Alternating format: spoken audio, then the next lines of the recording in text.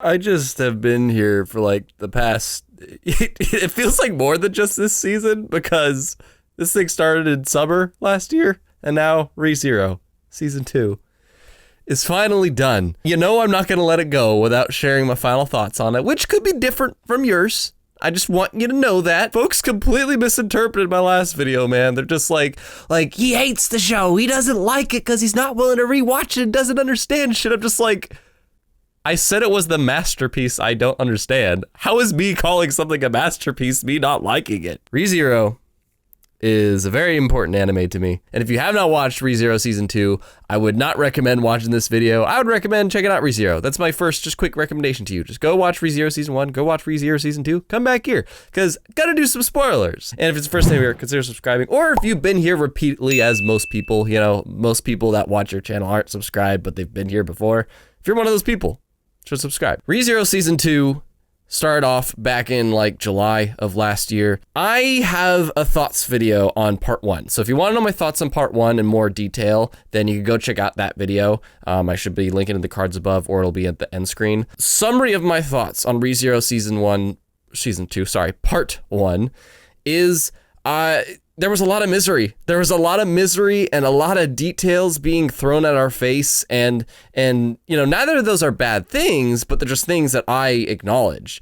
And I still enjoyed part 1 of season 2. And there's one key factor. There's one key factor that really kept me coming back to ReZero constantly, all the time. And I'll get into that towards the end here. Had lots of misery, had lots of great characters, had lots of good animation, had some great music, and a lot of lore and plot points being thrown at you, as well as a certain character named Echidna, who, as we get into the part 2 of this discussion, is not really around that much this season. Like, she is in other ways. Echidna was so prominent in the first part of this season, and in this season, it's kind of like she's no longer around. We had our finale with her, and now we are having to deal with the true aftermath of Echidna. That's the theme of this whole thing. Just really addressing what Echidna left behind with her, but Roswaal flushing, you know, the only solution to all these problems that Roswaal created in part 1 has to be dealt with by Subaru really cleaning up a lot of people's past with Echidna, but not just them. There was a lot of stuff with Amelia. There was a lot of stuff with Garfield. He's literally named Garfield. I can't believe they did that. This season had an overall theme of, in order to accomplish and fix all that misery from part 1, like a lot of things in life, you got to sometimes be willing to accept help. In fact, when you do accept help, it makes so many things better. As much as we are so reluctant to do so when we feel like we have the weight of the world on our shoulders and, you know, we don't want to burden others or we might endanger them or anything like that, sometimes not only are you helping yourself by asking for their help, but sometimes you're helping them, you know? In this case, you're going to make sure they all don't get eaten by rabbits. But I'm trying to think now, did Subaru ever die in part 2? I can't remember. I want to say he did once. I legitimately am trying to have a flashback. I don't remember if Subaru died at all this part 2. I think it's just been the perfect run nonstop. I can't remember it because this was just the perfect run, and that's because, not because it's been nonstop Deus Ex Machina, but as Subaru does well, it's just, this was a much grander scope of him doing what he did in season 1. It was Subaru constantly dealing with these characters. He had to, you know, accept Otto as a person and how Otto wants to help him. He had to make Garfield, you know, deal with his past. He had to get Amelia to actually understand who she is deep down and accept it. Make Beatrice know that she could get what she wants and it doesn't have to be in Echidna's way.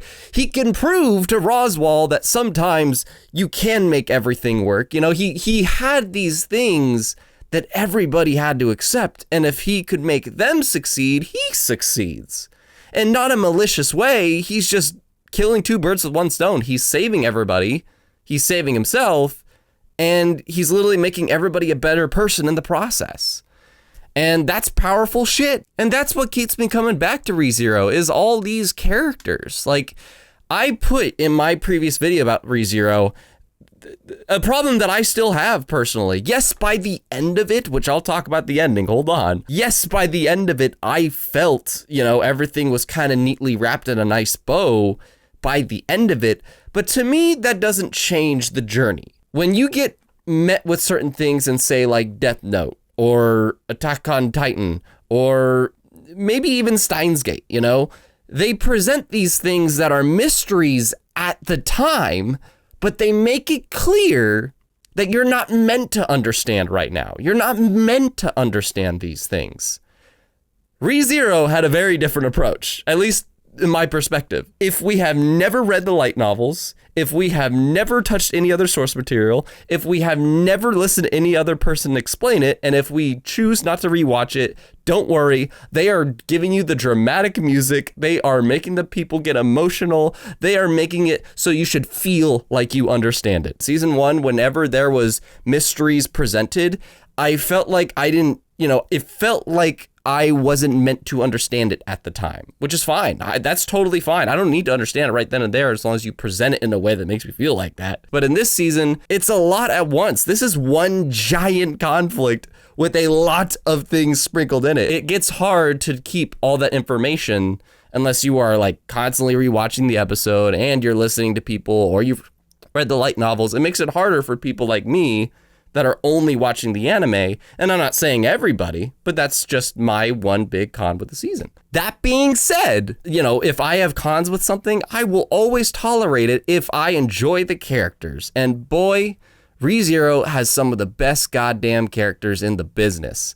And Subaru, I thought he was fine in the first season. I liked him. But then after his parents episode, it was glorious. Emilia had no screen time at all in the first season. And this season, we finally get to see her actually become prominent and, stronger emotionally. And I could go on and on and on. I could give some details about, like, especially Roswaal and Beatrice and the even new characters like Echidna and stuff, or these clones, or Garfield especially. Garfield as a new character I thought was freaking awesome. And getting context to ones that we barely had anything on, like Otto. Like, that's the thing that kept me going to ReZero. The story was good. I enjoyed it. I just think it was presented. That's all. That's a direction problem. That's not a story problem. That's a direction problem.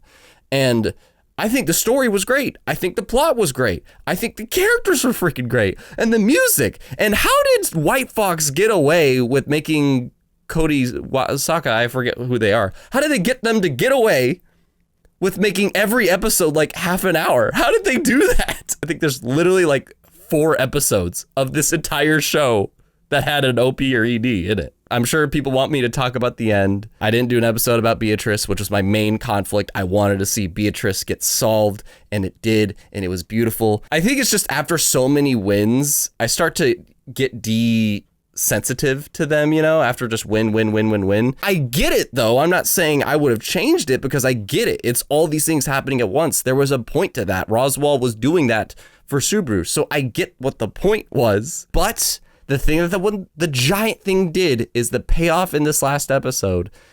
I thought the White Rabbits were a little bit too easy to deal with personally, but afterwards, man, they did it.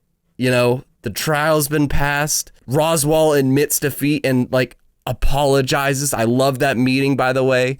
And just having Subaru and Emilia, which by the way, the baby thing was hilarious. Subaru and Emilia finally get, what Subaru wants, which is he becomes her knight. And that whole spiel, man, this ending, as much as I say, the Beatrice thing didn't move me as much as I wanted it to because I was kind of desensitized after the win. It was the ending that made me just freaking shaken. And I'm like, damn it, I'm going to miss this show. I am going to miss ReZero. As much as half of it was misery and half of it was winning, there's just so much about this world and so much I love about its characters that I'm like, damn it. I don't want to wait for season 3. I need to stay with these people. I loved it, man. I loved ReZero season 2. As much as I think, the presentation of it could have been better, that's literally it. The presentation. That's absolutely it. I have a review for season 1. Same exact grade, dude. A-, which means I thought it was freaking awesome. It is it is in that awesome tier to me that I just will remember this. It left a big impact on me, whether it's because I admired it like crazy or because I loved it like crazy. It's a good deal of both for me in this case. And as much as I think the presentation could have been fixed, it was still awesome to me. If you watch the whole way here, I'd like to really plug in Patreon, because if you want to request a podcast for me to like just like a recording, what'd you think of this episode or what'd you think of this? Like, I'll still answer that in the comments, but I will record a podcast for you. It's over there. And also every ReZero video I recorded, check those out. And don't forget to be geek proud awesome. Let me know your thoughts, ReZero, in the comments. Boy, I'm gonna miss it.